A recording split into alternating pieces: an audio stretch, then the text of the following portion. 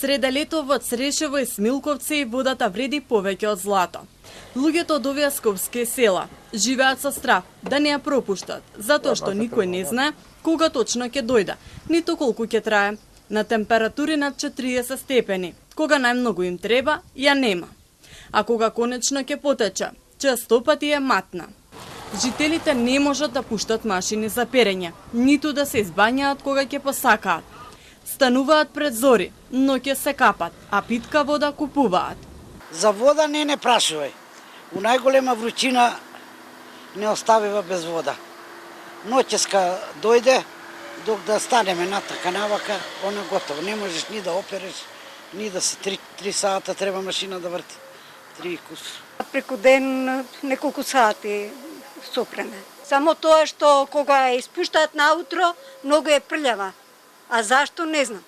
Никако, купуваме вода за пиење, стануваме рано са бајле за да се избањаме, затоа што попладне не можеме. Никако. Токму ваква неизвестност и недостигот на вода го прави секој ден тежок и неизвесен. Со неделе жителите на Црешево и Смилковци вода имаат само неколку часа дневно. На овие жештини со температури над 40 степени велат дека не знаат во кој период од денот водата ќе дојде и колку време ќе има. Градоначалникот на општина Газибава, Бобан Стевковски, вели дека проблемот не е само таму, туку и во Железара, Автокоманда, Маџари, Ченто и Хиподром. Објаснува дека проблемот е намалениот проток на вода од изворот Рашче. Ние, како општина, за населените места Смилковци и Црешево обезбедивме техничка вода со цистерни, а од денес ќе доставиме и цистерна со вода за пиење. Жалам што градот како единствена надлежна институција за водоснабдување во Скопје не собра сили да организира состанок на кој ќе ја разгледаме ваквата состојба и ќе преземеме соодветни мерки. Од јавното предпријатие Водовод и канализација тврдат дека Црешево и Смилковци не се дел од нивниот систем.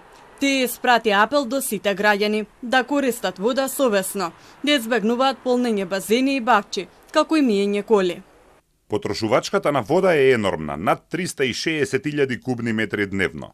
Поради тоа, целиот град е со слаб притисок и прекини. Загубите од 65% не се од дефекти, туку од кражби и нелегални приклучоци.